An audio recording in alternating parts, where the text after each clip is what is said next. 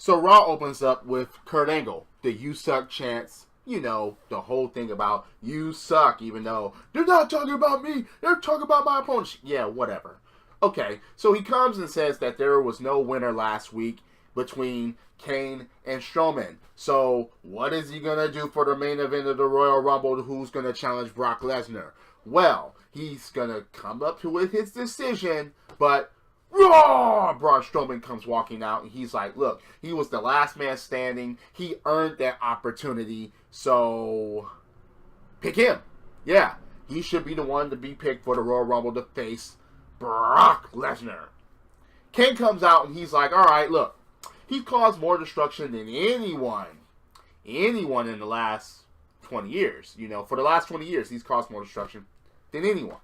And he basically says, all right, Brock Lesnar's, list of destruction is impressive, even though that holds the name of The Undertaker on that list, but that doesn't have him on the list. So he's like, yeah, I want to face Brock Lesnar unless you're man enough to stop me, addressing that to Braun Strowman, who's in the same fucking ring.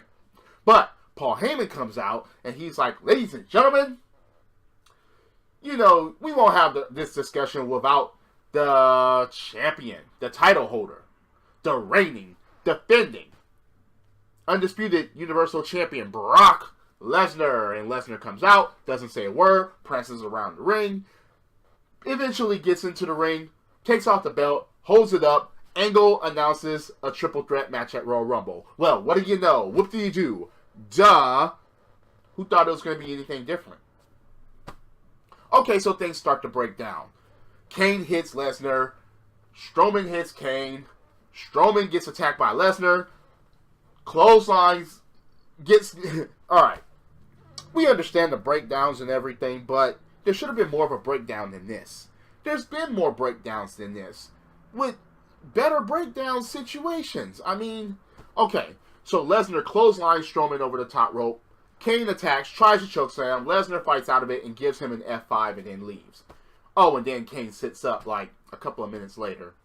Okay, yeah. Kane just set up! Yeah, but he could have got pinned at that time, so... just... okay.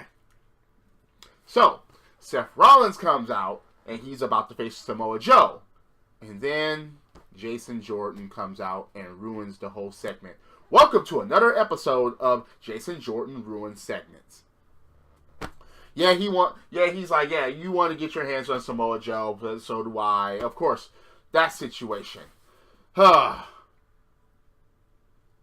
Jordan is done asking for Samoa Joe, I guess. That's what he says. And he's like, when you get your hands on Samoa Joe, it'll be when you pick the bones and when I'm done with him. Rollins comes out. He doesn't come out. He's already in the ring. He speaks and he's like, all right. He says that he respects Jordan and what he's trying to do. I mean, even Jordan said that he respects Rollins, and that comes to an end when Samoa Joe comes out and he's like, all right, look, I feel very special. I feel like that the guys are lining up to me, at the ball for the dance. So Joe pitches an idea. Why don't Jason Jordan faces Seth Rollins, and whoever wins gets put to sleep by Joe. So Seth Rollins is like, no, the match was already made between you and me. So you come down here so I can knock your teeth down your throat, and Jason Jordan can go look for daddy's approval somewhere else. Jordan pushes Seth Rollins down. Well, what do you know? A match starts, and it's like, once again, Jason Jordan ruins everything. Except for wrestling, because, of course, Jason Jordan can wrestle, and this was an actual good match. It was. Samoa Joe was just sitting out there ringside. Yeah, he didn't do anything. He was just sitting out there. Yes, he got involved by standing up, but not by anything else. But, again, this was a good fucking match. Jordan ruins everything when it has to do with segments. With wrestling or with moves and stuff like that, that's fine. He needs an advocate. Why don't you give him an advocate that'll talk for him? And then he can just go heel and just destroy. Not on the level of Brock Lesnar, but you get where I'm going. So, Seth Rollins does win the match by the knee to the face, and afterwards, Samoa Joe attacks. Well, what do you know? What do you think Joe was down there for? And he clotheslines Jason Jordan for good measure outside the ring, and then Joe leaves. Fun. Just fun, okay? It's just the fact that, yeah. Are you ever going to catch up to Samoa Joe one-on-one? I mean, that's just funny. So, Seth Rollins wants Samoa Joe. He's trying to talk Kurt Angle. He's like, I don't care. You know, later on tonight, I want Samoa Joe. Dean Ambrose comes up and he's like, yeah, you know, I want Samoa Joe too. And Jason Jordan, segment ruined. Did you see what Joe just did to me? I wasn't. It's like, oh, God. It's funny because Seth Rollins was even like, get in line, kid. Get in line. Because, I mean, Jason Jordan just lost his match. Yet he's still going to demand for Samoa Joe. Which, it doesn't really make sense to me. But, what does Kurt Angle do? He makes a 6-man tag team match. With The Bar and Joe versus 2/3 of the Shield and Jason Jordan. Since Roman Reigns isn't there this week.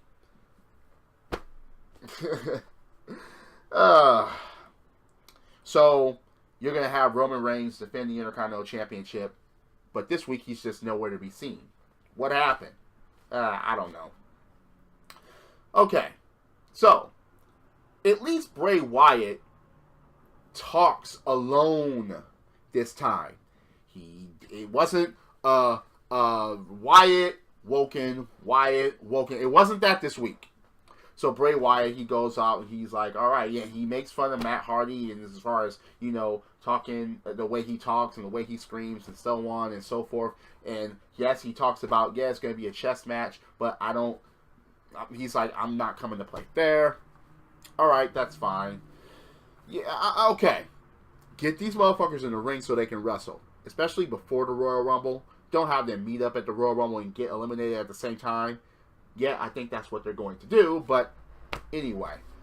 Thank God it was just an interview on his own, specifically about Bray Wyatt, because that last week with the Wyatt Woken, it got old very fast.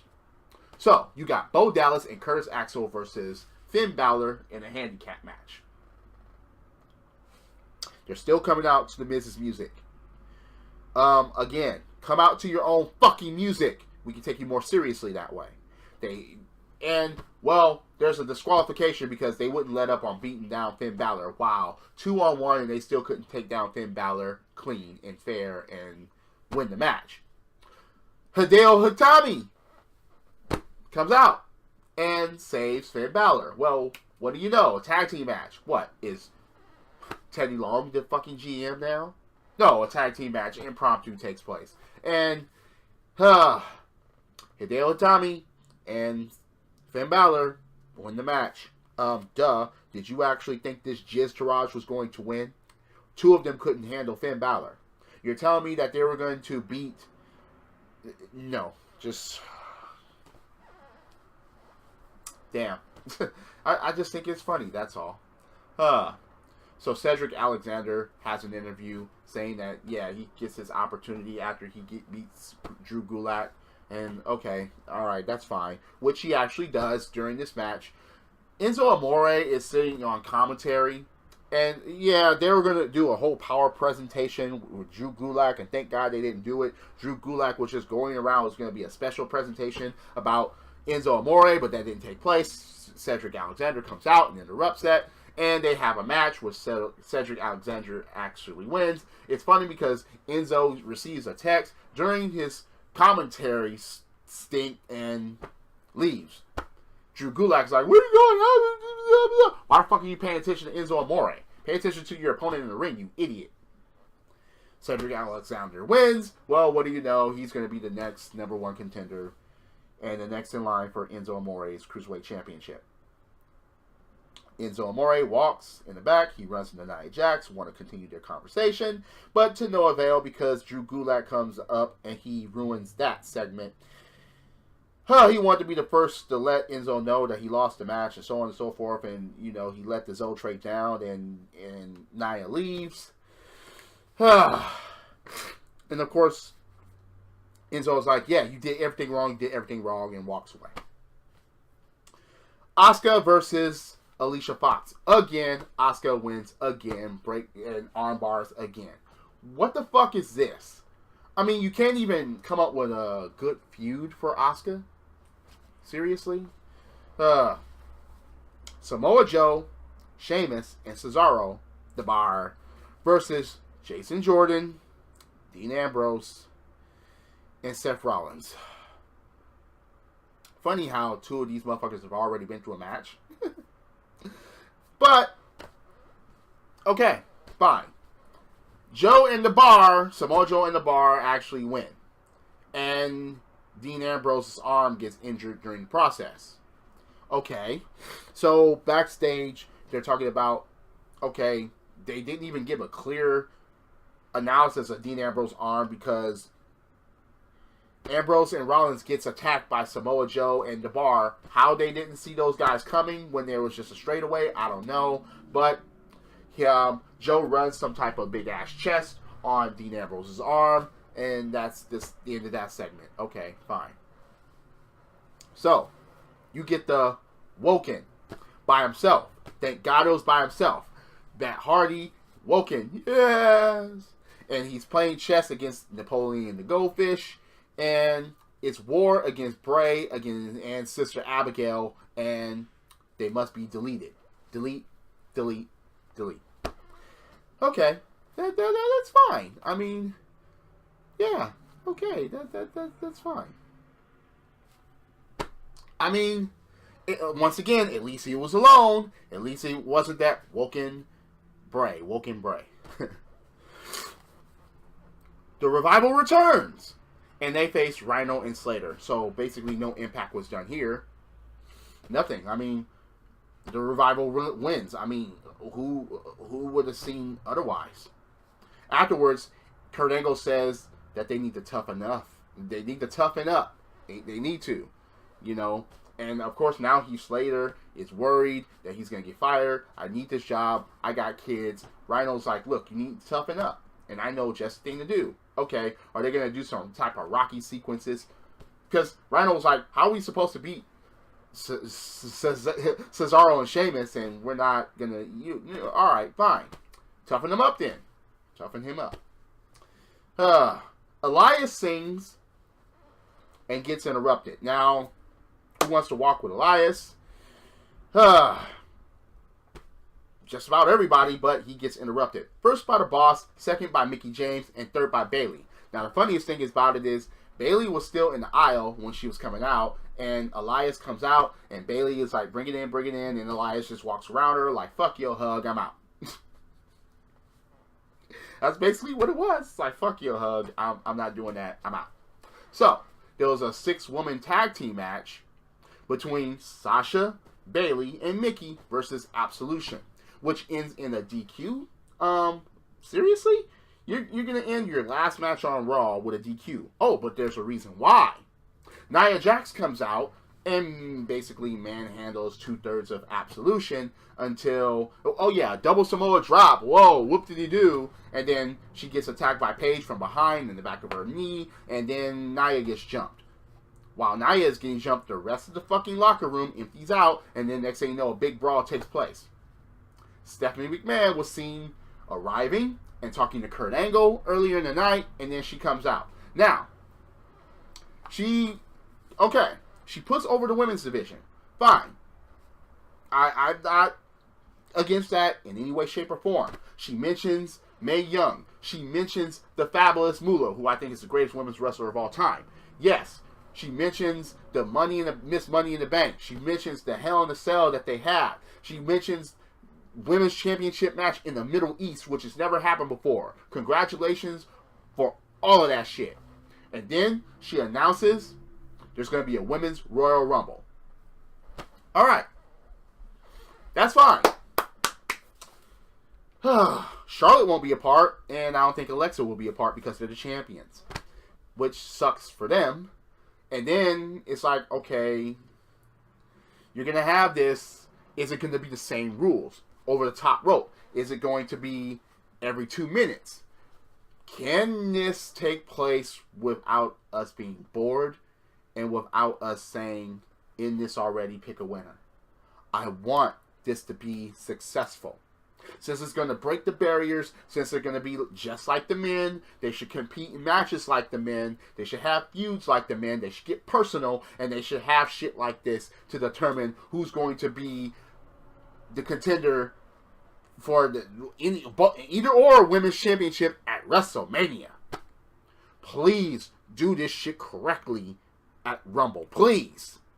But that was Monday Night Raw. Do you agree or disagree with my opinions? Am I full of shit? Please leave a comment below. I mean, this Raw is funny how it didn't have Roman Reigns or Intercontinental Championship match. But at least the Universal Champion showed up and stood tall, and, you know, an F5 was seen. Yeah, it was against Kane, and he had his knees, and then, oh, don't F5 me. But okay, it was fine. All right, he's yet to F5 Braun Strowman. But anyway, please leave a comment below if you have your opinions, or if you think I'm full of shit, or you agree or disagree. Leave a comment below. Come on, I welcome it. I'm always open for debate. Hit that like button, hit subscribe, set up those notifications. Raw, man. Are we ever going to see any massive improvements for this show? Are we? Drop kicks, body slams, throwing motherfuckers over the top rope, both feet hitting the floor. Yes, I'm a wrestling fan. This is the theme, and I'll see you later. Credits.